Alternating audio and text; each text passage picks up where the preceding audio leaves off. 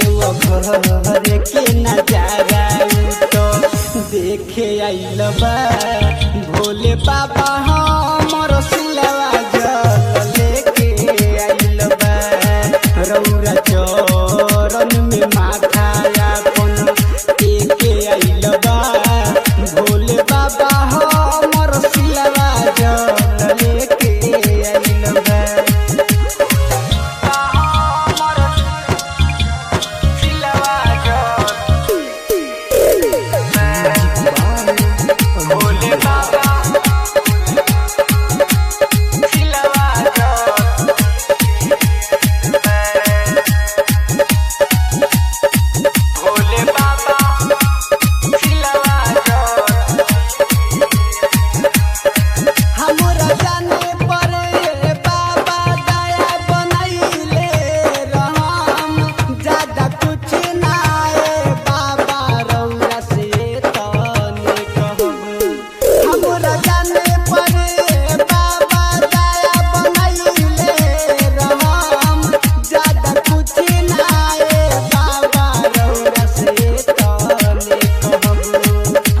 दीवाना के मांगे लयरजी लेके आइल बा भोले बाबा हमर सिलवा जल लेके आइल बा रौरा चरण में माथा अपन टेके आइल बा भोले बाबा हमर सिलवा जल लेके आइल बा। Recording by Sagar studio.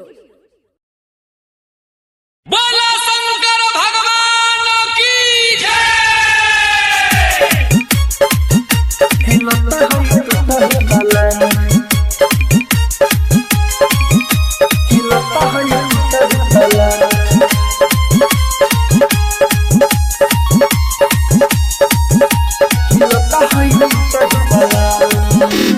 पापा के हम तो रही दुलारी मम्मी के अपना प्यारी मम्मी के अपना प्यारी पापा के हम तो रही दुलारी मम्मी के अपना प्यारी रउआ संगे भोले रानी सहतनी परेशान कि जब जब आवता यानी हिलता है तही बलानी कि जब जब आवता यानी हिलता है तही बलानी ए स्वामी मिक्स बाय अंजित राज।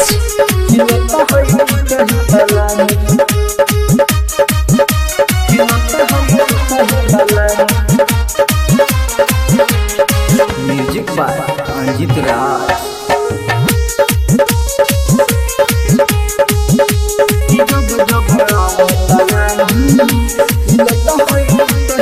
भोर सावन स्वामी नशाने रहतानी काहे नहीं दुख बुझतानी है बोले दानी भोर सावन स्वामी नशा में रहत बानी काहे नहीं दुख बुझतानी है बोले महल बनावेला स्वामी कहिया से कहत रानी कि जब जब आवत यानी हिलता है तही बलानी कि जब जब आवत यानी हिलता है तही बलानी ए स्वामी मिक्स बाय अंजित राज।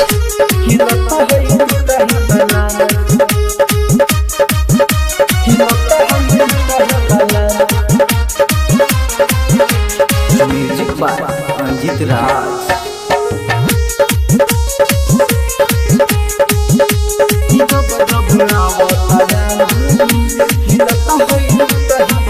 भरिया धतूरा रोज पियावतानी पीस के केतना बताई दुख दाई करनी तीस से भनिया धतूरा रोज पियावतानी पीस के केतना बताई दुख दाई करनी तीस से अंजित राज सुबोध सागर महिमा गावतानी कि जब जब आवता यानी हिलता है टूटही पलानी कि जब जब आवता यानी हिलता है टूटही पलानी ए स्वामी। एकता रिकॉर्डिंग स्टूडियो। Contact number 7982 720011। बोलो शंकर भगवान की जय।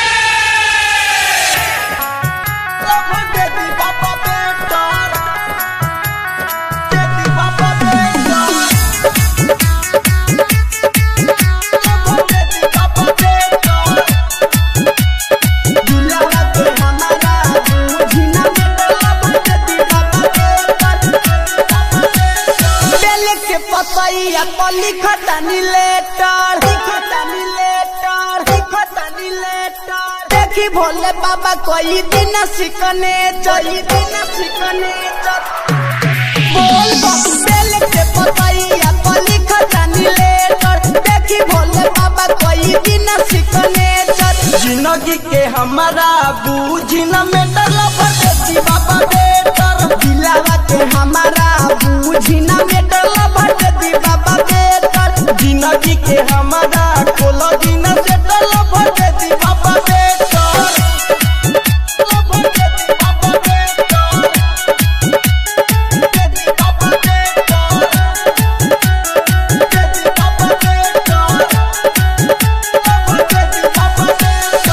भोला जी कोरी समस्या के हर साल सावन में लेके आएम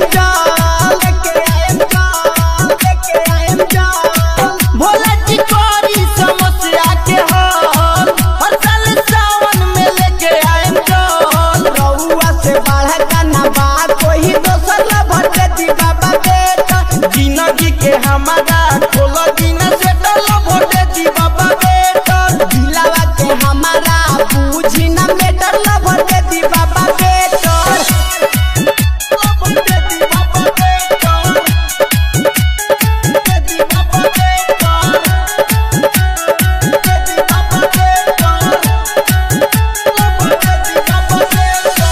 अमीन दीवाना कहे सच्चाई बोल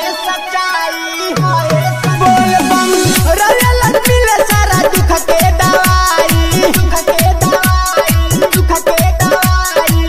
अमीन दीवाना कहे सच्चाई रयल मिले सारा दुख के दवाई सुबोध सागर नाचे मस्ती में हो बलो भगती बाबा बेटर जिंदगी के हमारा खोल दिन से डरला भगती बाबा बेटर दिलावा के हमारा बूझी न मेटर भगती बाबा बेटर। सागर रिकॉर्डिंग स्टूडियो लक्ष्मीपुर मलहा टोला। बोलो शंकर भगवान की